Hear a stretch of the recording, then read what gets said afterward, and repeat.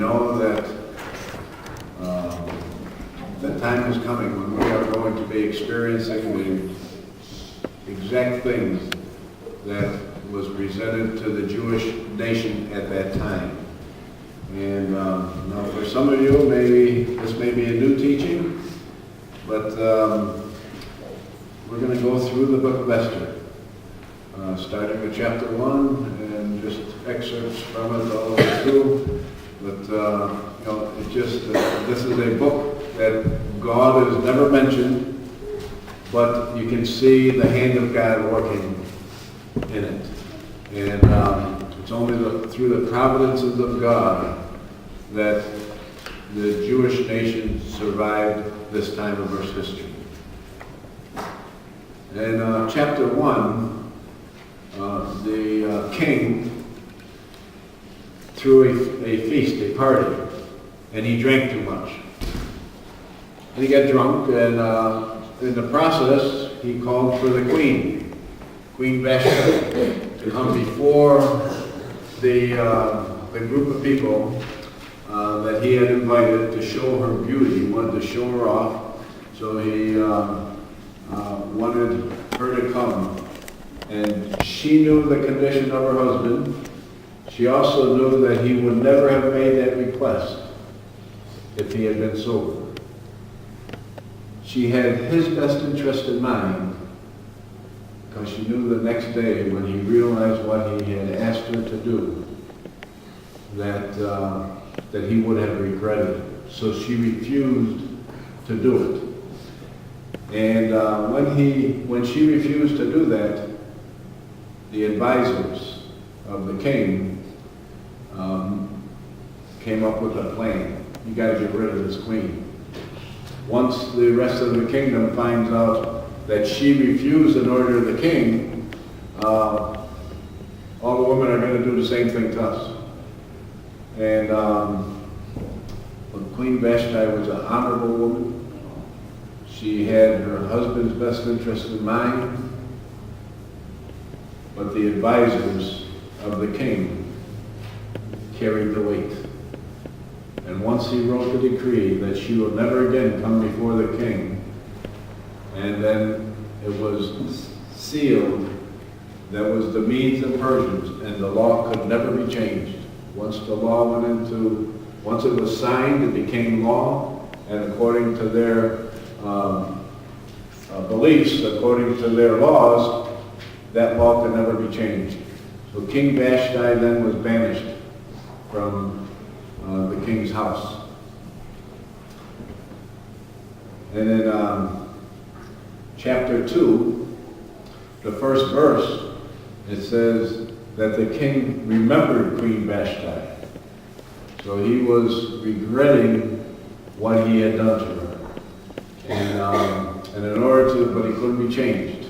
So in order to appease the king's heartache, his servant says, why don't you gather some of the beautiful virgins of the kingdom, bring them before you, and then choose which one you want to make king.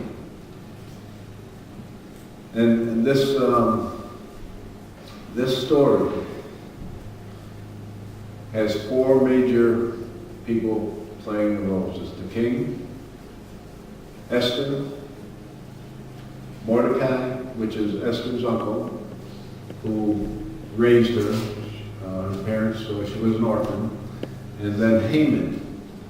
Now the king in this story represents our Heavenly Father.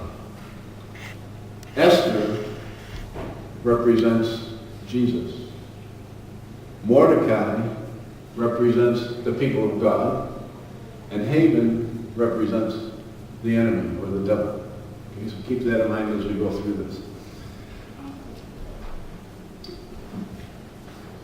Esther was one of the virgins that was chosen to come before the king. And but before that, they had to go through 12 months of preparation. Using oils, treatments, massages, probably. They were given a group of handmaidens to take care of them.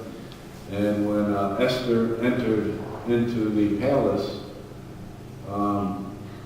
she was well liked by the eunuch that was in charge of that operation. So she was given not only the preparation ointments that she needed, and the salves and the beauty creams and everything else, but she was given extra.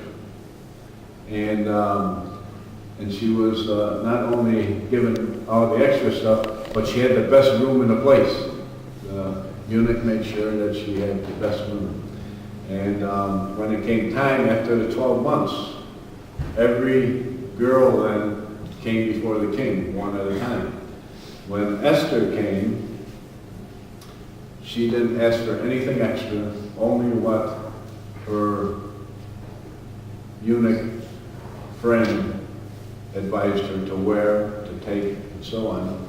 And it said that, and this is in verse 15 of chapter 2, and whatever he advised, it says, Esther obtained favor in the sight of all who saw her. And when she went before the king, in verse 17 it says, the king loved Esther more than all the other women, and she obtained grace and favor in his sight. And he set the royal crown upon her head.